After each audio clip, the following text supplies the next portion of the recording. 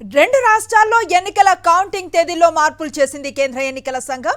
అరుణాచల్ ప్రదేశ్, సిక్కిం రాష్ట్రాల్లో ఎన్నికల కౌంటింగ్ ను జూన్ 4వ తేదీకి బదులు జూన్ 2కు మార్చింది. ఈ మేరకు మార్పు చేసిన షెడ్యూల్ ను ప్రకటించింది సెంట్రల్ ఎలక్షన్ కమిషన్.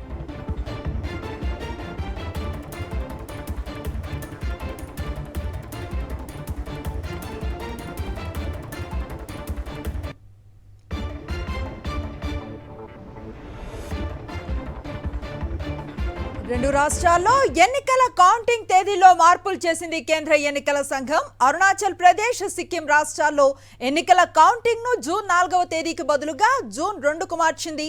ఈ మేరకు మార్పు చేసిన షెడ్యూల్ ను ప్రకటించింది సెంట్రల్ ఎలక్షన్ కమిషన్.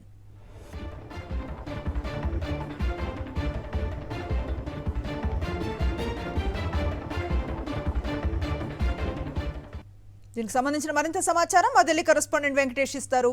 వెంకటేష్, చెప్పండి, మార్చిన షెడ్యూల్ కు సంబంధించి డీటెయిల్స్ ఏమిటి? కేంద్ర ఎన్నికల సంఘం ఆకస్మిక నిర్ణయం తీసుకుంది. అరుణాచల్ ప్రదేశ్, సిక్కిం కౌంటింగ్ తేదీలను మార్చింది. అయితే ఈ కౌంటింగ్ కేవలం అరుణాచల్ అసెంబ్లీ అలాగే సిక్కిం అసెంబ్లీ ఎన్నికలకు సంబంధించి మాత్రమే కౌంటింగ్ తేదీలు మారాయి.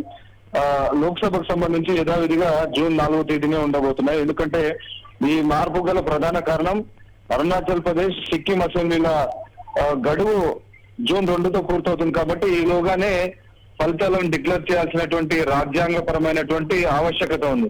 సో ఆ మేరకు కేంద్ర ఎన్నికల సంఘం ఈ విషయాన్ని గుర్తించి నిన్న ప్రకటించినటువంటి షెడ్యూల్లో మార్పులు చేసింది.